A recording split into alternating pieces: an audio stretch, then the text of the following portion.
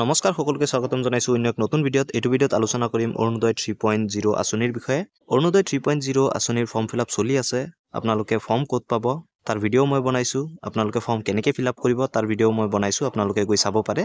যদি আপোনালোকে ভাবি আছে যে অৰুণোদয়ৰ কাৰণে এপ্লাই কৰিব, আপোনালোকে সোনকালে গৈ পঞ্চায়তত খবৰ কৰিব বা আপোনালোকৰ যি লোকেল বডি হয় তাত গৈ আপোনালোকে খবৰ কৰিব। ডেফিনেটলি আপোনালোকৰ ফৰ্মসমূহ পাই যাব আৰু আপোনালোকে ছাপৰ্টিং যিবিলাক ডকুমেণ্টছ দৰকাৰ হয় সেইকেইটা আপোনালোকে লগত গাঁঠি জমা দি দিব পাৰে। কিন্তু এটা নতুন আপডেট আহিছে অৰুণোদয় আঁচনিক লৈ, এক্সক্লুশ্যন ক্ৰাইটেৰিয়া। মানে এনেকুৱা ব্যক্তিৰ কেটেগৰী যিসকলে এই অৰুণোদয় আঁচনি নাপায় বা সিহঁতে অৰুণোদয় আঁচনিৰ কাৰণে এপ্লাই কৰিব নোৱাৰে। এইটো এটা নটিচ হয়, আপোনালোকে চাব পাৰে। ডিচেম্বৰৰ 15 তাৰিখে অসম চৰকাৰৰ ফালৰ পৰা আহিছে, তো ফিনেন্স ডিপাৰ্টমেণ্টৰ পৰা আহিছে।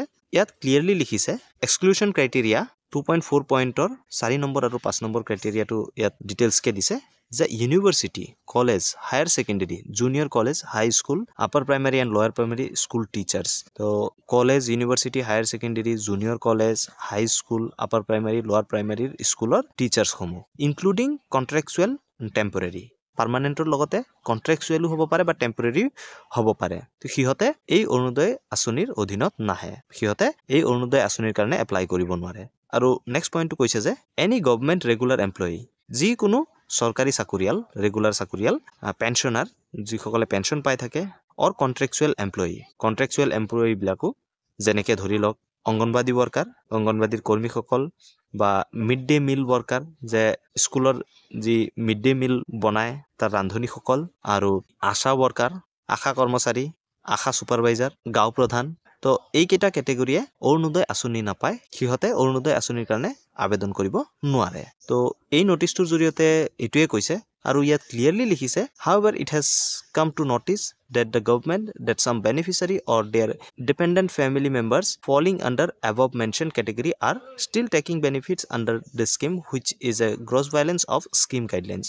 মানে এনেকুৱা কিছুমান বেনিফিচাৰীও পোৱা গৈছে যিসকলে এইকেইটা কেটেগৰীটো পৰে, নতুবা সিহঁতৰ ওপৰত ডিপেণ্ড কৰি থকা ফেমিলি মেম্বাৰ কিছুমানো পোৱা গৈছে।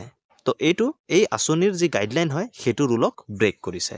In view of the above, it is clarified that any such government employee or their dependent family members who is recipient of Arunodaya benefits should compulsorily opt out from the Arunodaya scheme before 24 December 2024। তো ইয়াত চৰকাৰৰ ফালৰ পৰা এটা order দিয়া গৈছে যে যিসকলে এনেকুৱা কেটেগৰীত পৰিছে তথাপিও সিহঁতে অৰুণোদয় আঁচনি লাভ কৰি আছে, সিহঁতক সোনকালে ইয়াৰ পৰা বাহিৰ কৰিব দিয়াৰ অৰ্ডাৰ দিছে। 24 ডিচেম্বৰ 2024ৰ আগতে সিহঁতক অপ্ট আউট কৰি দিয়া, মানে সিহঁতক এই আঁচনিৰ পৰা বাহিৰ কৰি দিব অৰ্ডাৰ দিছে।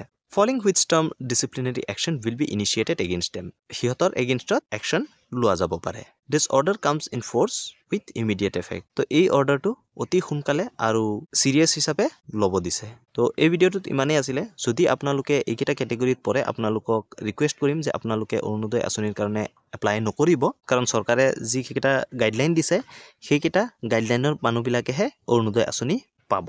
তো ভিডিঅ'টো যদি ইনফৰ্মেটিভ লাগিল প্লিজ লাইক কৰি দিব, আপোনাৰ বন্ধু বান্ধৱী সকলোৰে লগত শ্বেয়াৰ কৰি দিব, আৰু এই ভিডিঅ'টো আপুনি যিমান পাৰে আপোনাৰ যি ছ'চিয়েল প্লেটফৰ্ম আছে সকলোতে শ্বেয়াৰ কৰি দিয়ক, যেন বেলেগ মানুহেও এই কথাটো গম পায়। ধন্যবাদ। জয় আই অসম।